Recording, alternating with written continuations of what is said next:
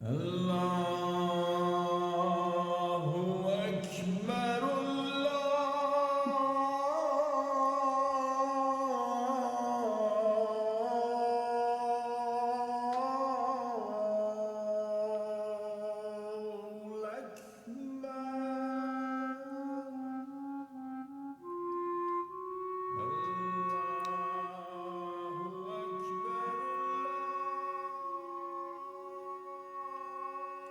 Hear the call to prayer is calling, bringing me back to when I served my country. I stepped off the airplane into sensory overload. Heat, noise, confusion, orders barked. A pack of small dogs racing by were actually huge rats. A line from John Steinbeck roared through my jet lag. Home had ceased to exist, except in the mothballs of memory. Tent City was vast and sprawling, and such a long, long ways from my college days as an English major.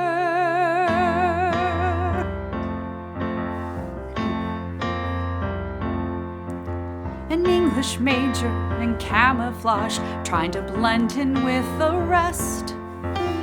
Wondering how I can help the cause when reading books is, well, what I do best. My education didn't teach about Scud missiles or M16s. I studied diagramming sentences and what Chaucer really means. I still don't actually know. Full disclosure, I never mastered basic punctuation, like comma placement. I went from English major to mere enlisted college quad to no man's land. Welfare reports don't need correct composition for the brass to understand. My education taught me transitives, segues, and similes, but all I needed now were acronyms like ATRs and MREs. MREs, meals ready to eat. We had been told to use up all our food because we were going to be evacuated due to the escalating tensions, the saber rattling, the scuds on the border. Oh, and then we weren't. So now we were out of all food in Tent City, except for MREs. And MREs get old really fast. And, well, constipate the heck out of you. Yeah. My education didn't teach me. Sometimes mess tents run out of mess. Sometimes deserts are full of stress. Sometimes a declarative sentence doesn't guarantee you'll have success. So I'll take solace. I'm just a soldier in a squad, in a platoon. Just a tiny scrap of paper in this uniform collage. An English major in camouflage. So, there I was in no man's land, part of a joint military unit overseas with, well, not enough food on the American side of the camp to feed our tent city. I was going about business as usual when one day I'll call him the foreign general to keep the details confidential. If I told you, I'd have to kill you. Well, anyway, the foreign general emerged from his tent and declared that he would like to learn more about American literature. A request, a demand, an order. Find a soldier in our camp conversant enough in American literature to meet this short-fused tasking. Must know American literature, as if our lives depended on it. Well, this request from the foreign general detonated like one of the Scud missiles already aimed at our backsides. Such a tailspin. 20 clicks away, our neighbors across the border rattled their sabers, threatening war with our host country, and rolled out their arsenal to prove it. And yet with battle rhythm rising, the foreign general decided he needed to learn more about American literature, even as his country remained on the brink of war. On our side of the tent city, senior military leadership scrambled to find a so-called specialist hiding amidst the fog of war, ASAP. I tried to stay invisible in my camouflage uniform. Yes, I had been an English major, but not that kind of an English major. Well, sometimes the least important isn't allowed to stay the least important, especially during the murky fog of impending war. Out of this overseas joint operation of 400 soldiers strong, the chain of command found me. Me. You're eating dinner tonight with the general, and that's an order. Food? Buck up, petty officer. I'll do anything for my country. Food. Oh. When the call to prayer sounded right on time. When we entered the general's compound, I smelled the tender lamb bubbling over root vegetables as it simmered in the traditional style from a hole in the ground. God, I was starving. I would try to eat slowly. I would try. We wound through several courses with actual silverware. I hadn't seen silverware in weeks. Then with tea served and dishes cleared, my escort, a senior intel officer, nods at me to begin.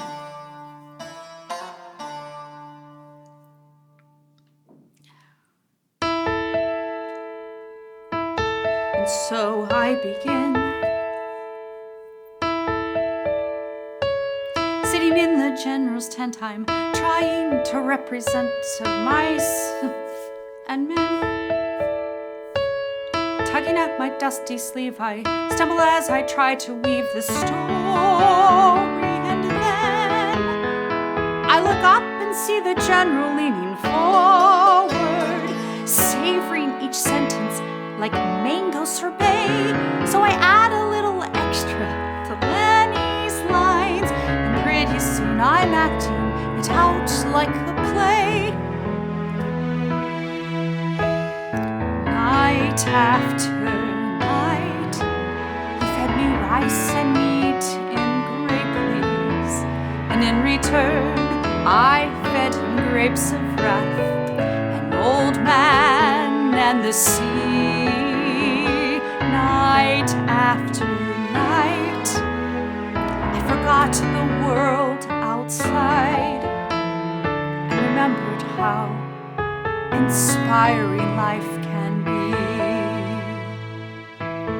John Steinbeck once said, when two people meet, each one is changed by the other, so you've got two new people. It didn't matter that I was a junior enlisted, a female in a Muslim world, or that Scud missiles pointed at us from just across the border. As the campfire burned low, all of us in that tent relaxed, inspired by the camaraderie and exotic atmosphere. And I became Scheherazade in camouflage. He was hungry for stories. I happen to love ethnic cuisine. Every night at dinner time I find I'm grateful I am literary. Though trouble brews outside, I feel safe inside our sanctuary. Eating food that I had never even heard of, roasted shawarmas, bamia stews, when everybody else was ripping open MREs. I was carefully deciding which fork to use. Night after night, he fed me delicacies of the Gulf, and in return I fed Virginia Woolf with great delicacy. Night after night, we forgot our great divide and remembered how uniting life can be.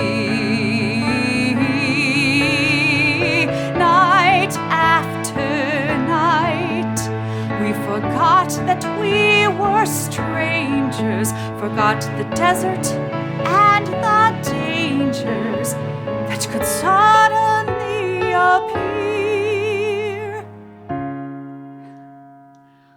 We momentarily forgot our fear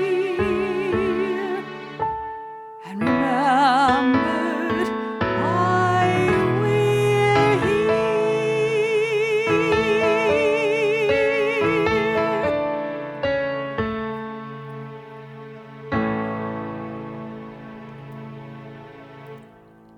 Outside, CNN reported from the field, but I felt they were missing the whole story. There's a side of war CNN doesn't know. There's always a side of war that people are never going to hear about, that will never be covered in history books.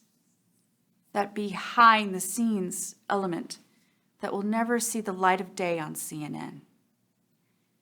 F-4 foreign fighter jets blurred overhead. I may not have mastered commas, but I learned to feel levels of battle rhythm, a physical sensation with no words to describe. One evening, at the time we usually headed back to the TOC to finish reports for Washington, D.C., my senior officer gave me the rest of the night off. We usually worked until midnight, so this sudden liberty made no sense. The night when the border issue seemed most tense and the bullseye for the Scuds, painted right on our backs. And he was giving me the night off. I suspected that my senior officer thought we would live till sunrise. But then the next morning I woke up too.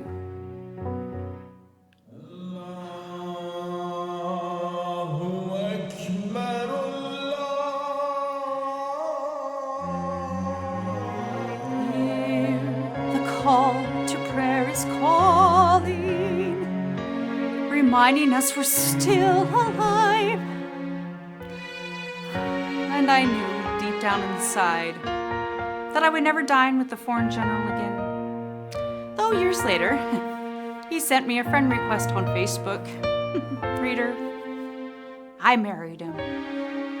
Just kidding. Anyone who can claim to be as big a book nerd as me would know I stole that line from Charlotte Bronte's 19th century novel Jane Eyre.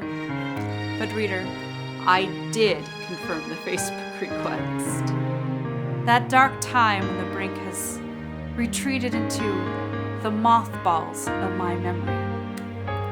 The Americans' lack of food, the anxiety of Scud missiles and terrorists hiding just beyond the campfire shadows. Yet there is also a fond memory of the oasis, of the general's tent and two very different cultures, sharing a mutual love of literature, night after night. We forgot the dangers, we forgot that we were strangers. Chaucer wrote, "The life's so brief, the art's so long, and the learning." It's true. I wasn't a great English major, but when I reflect on those nights long ago in that tent, I think I know what Chaucer meant.